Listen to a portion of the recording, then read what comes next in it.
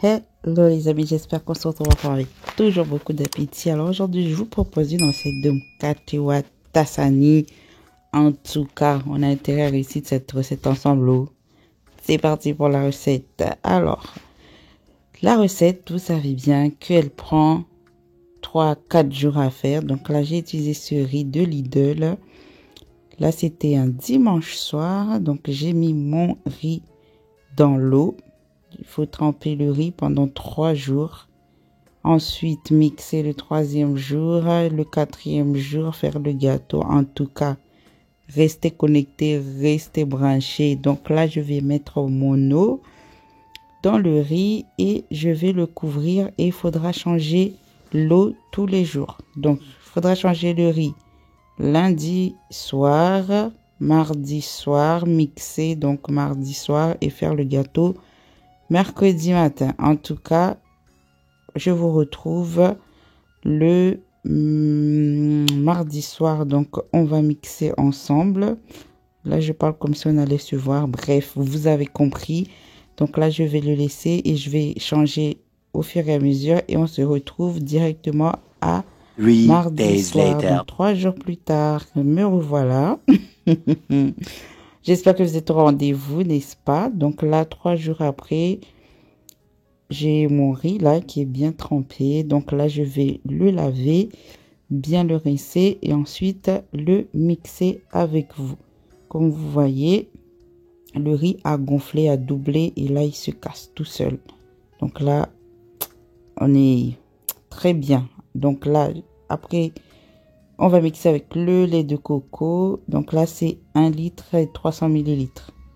Voilà, donc là, je vais mixer le riz avec le coco et on va le laisser dormir encore. Oui, ici, l'exercice, c'est laisser dormir le riz. Bref, concentration. Donc là, je vais mettre le riz et je vais mixer. Donc, comme je vous ai dit, il faudra 1 kg de riz basmati que je vous ai montré et 1 litre plus 300 millilitres de lait de coco. 300 ou 400 pour avoir vraiment des gâteaux bien moelleux. Vous avez compris, non? Donc là, je viens mixer. J'ai mis le lait de coco. Je vais mixer ça et il faudra vraiment une pâte très très lisse, sans aucun grain, sans aucun grumeau. Enfin, je sais pas comment on dit ça, mais en tout cas, c'est parti pour mixer. Donc après quelques temps, on va vérifier notre riz, s'il est bon ou pas. Vous savez déjà comment on vérifie. On prend notre cuillère, on touille. Voilà, on touille bien et là, on vient vérifier. Là, vous voyez, il y a encore quelques grains. Là, c'est pas bon. Il faudra remettre la machine en route pour avoir le résultat voulu. Donc là, je relance quelques instants et on vérifie ça tout de suite. A few moments later. Yeah, I'm speaking English. Bref.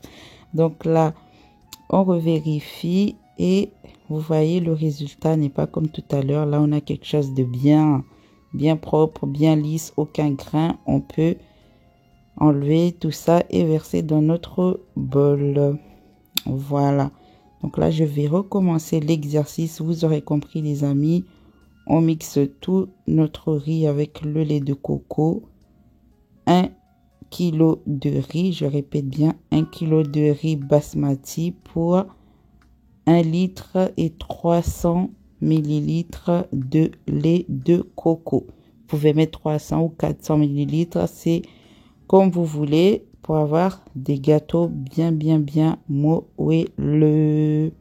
Voilà, donc là, vu que j'en ai un petit peu trop, je vais mettre un peu dans le mixeur et l'autre partie du lait, je le mets directement dans le bol là-bas avec le mélange déjà fait.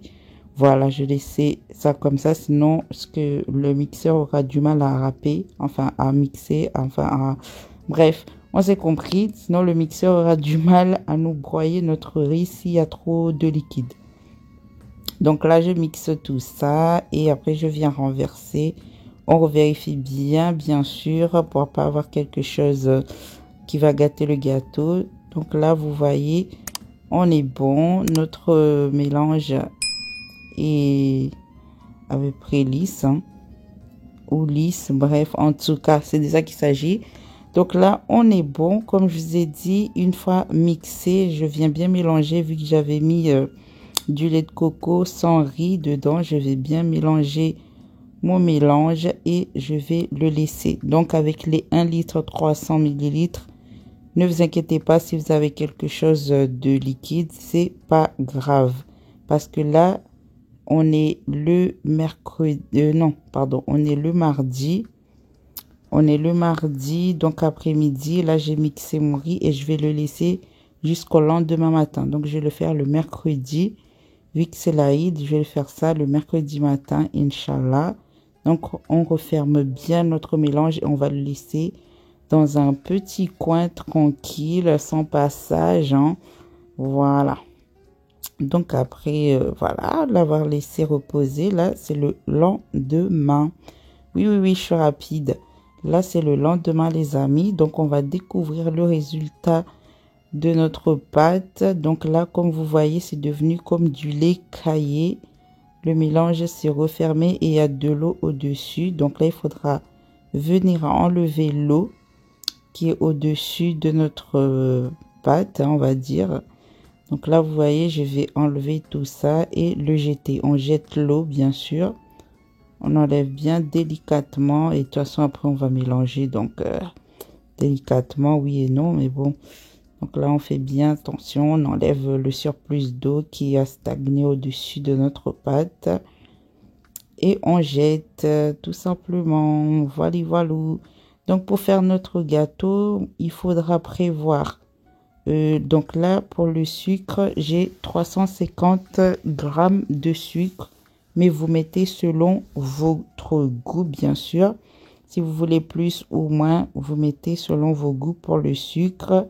Là, je vais mettre 3 sucres vanillés, donc 350 ml de sucre, une grosse cuillère de cardamome, de la vanille, levure chimique, un peu d'huile et notre casserole, notre poêle, bref. Donc là, je vais mettre une grosse cuillère de cardamome.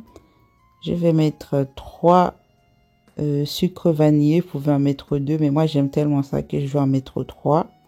Voilà, je mets 3 sucres vanillés et 2 levures chimiques. Donc là, je mets tout ce qu'il faut. Donc là, les 2 levures chimiques. Je mets tout ce qu'il faut dans la pâte. Après, je vais tout mélanger. Hein. Tout simplement, rien de sorcier. En tout cas, le gâteau demande du temps, mais c'est tellement bon. Ah là là, je crois que c'est un de mes gâteaux préférés. Yeah. Voilà, je speak English, ne vous inquiétez pas.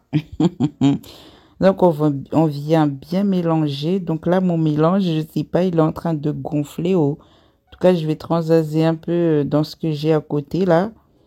Je vais en mettre un petit peu là, parce que j'ai l'impression que c'est en train d'augmenter. Je ne sais pas, pendant ces 3 jours, la fermentation du riz avec... l'effet de la levure levure chimique et enfin bref, en tout cas, si vous voyez que c'est en train de gonfler, mettez ça de côté, enfin à côté, bref.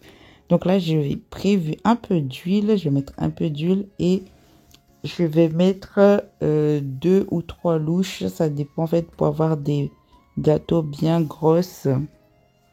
Et un gâteau bien gros. Et le français, pardon, prenez-moi comme votre petite sœur. Donc là, j'ai mis 2 louches pour voir ce que ça donne. Après avoir laissé donc sécher un peu au-dessus, je viens le tourner délicatement avec mon ustensile, voilà. Et là, je vais laisser cuire tranquillement. Donc là, j'ai mis sur mon foyer le moyen, entre milieu.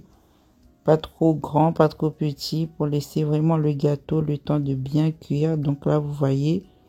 Donc, une fois bien doré, bien séché de l'autre côté, on peut l'enlever et recommencer. Donc là, c'était le premier. Je vois que pour les prochains, je vais mettre 3 louches pour avoir des gâteaux vraiment gros et bien épais. Voilà. Là, j'ai tapoté un petit peu et après, ben, je l'enlève. Voilà, vous voyez le résultat. Donc, ça, c'était le premier. Je suis pas trop satisfaite. Du coup, je vais faire un deuxième avec 3 louches. Et vous verrez le résultat. On verra le résultat ensemble. Bref. là, je mets 3 louches. Après, vous voyez, ma louche, là, elle est un peu... Elle n'est pas trop concentrée. Elle est un peu petite, la louche, là. Ça, je vais en mettre 3 pour avoir des gâteaux bien épais. Donc, on couvre et on laisse sécher au-dessus. Après, ben, on vient retourner. Et puis, c'est tout. Vous aurez compris l'exercice, hein, n'est-ce pas, les amis? En tout cas, j'espère que vous prendrez le temps de bien laisser votre riz se reposer, mixer. C'est long, mais c'est bon. C'est de ça qu'il s'agit. En tout cas, bienvenue à nouveau sur la chaîne. Et en attendant, merci pour les 1000 abonnés. Ça fait beaucoup plaisir. N'oubliez pas de me laisser un commentaire, les amis. Les commentaires sont très timides, hein. Donc voilà, on a fini, les amis. Le résultat, regardez-moi ça là. Donc ça, c'était le premier. Et les autres avec 3 louches, vous voyez, c'est bien épais, bien moelleux. Et la givance de ça, en tout cas, on va regarder ce que ça donne. Ah, quand on voit, on sait que c'est bon déjà. Il n'y a pas besoin d'explication, n'est-ce pas? Regardez-moi ça là. Avec du bon thé. Oh, en tout cas, les amis, j'espère que ce petit partage vous aura plu et que vous prendrez le temps d'essayer. En tout cas, le gâteau est super bon. N'oubliez pas de vous abonner si ce n'est pas déjà fait, de liker, de partager et d'activer la cloche pour les prochaines vidéos. Regardez-moi la moellance de ça. En tout cas, je suis fière de moi. Vous voyez pas, mais je suis très fière de moi parce que les gâteaux comme ça, là, il y en a qui galèrent à les faire en tout cas. Bref, sur ces quelques images de ma petite table pour l'Aïd, les amis, je vous dis, prenez soin de vous, Aïd Moubarak, même si c'est déjà passé, hein. Mais le cœur y était, j'ai pensé fort à vous, prenez soin de vous. Des bisous et je vous dis rendez-vous à la prochaine vidéo. Ciao!